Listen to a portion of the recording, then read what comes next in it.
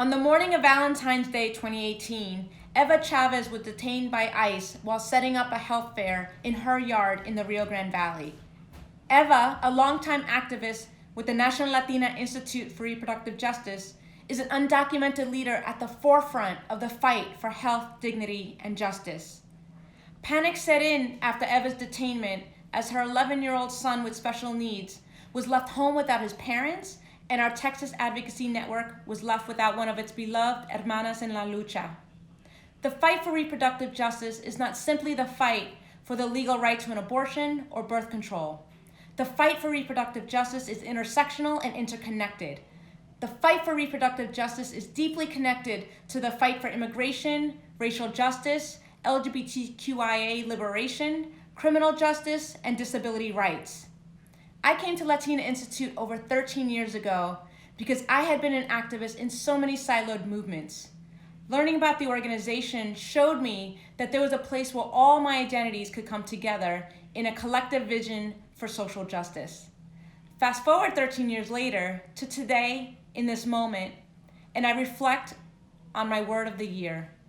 Without knowing what this year entailed, or even the magnitude of the challenges that lay before us, I chose courage.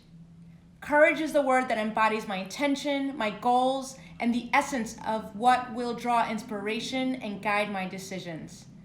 And in this year, I not only left my position as executive director at Latina Institute to run for political office, but have continued to work in my community and with my community organizations to aid those who are most in need during the COVID-19 outbreak in the city's epicenter, my neighborhood in Queens, New York.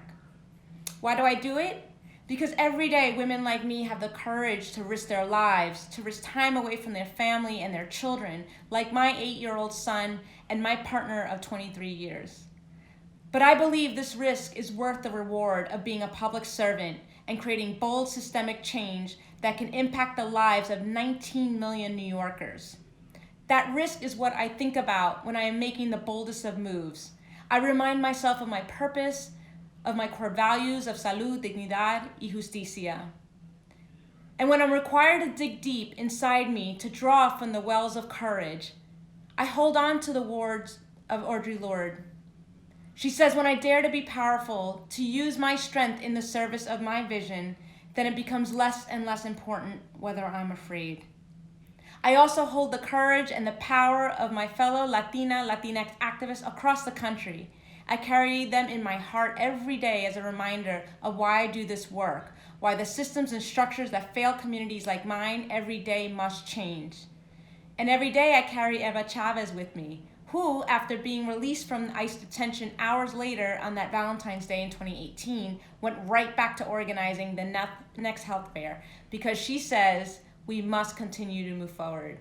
So mujeres, let's move forward and let them hear us roar. Que siga la lucha.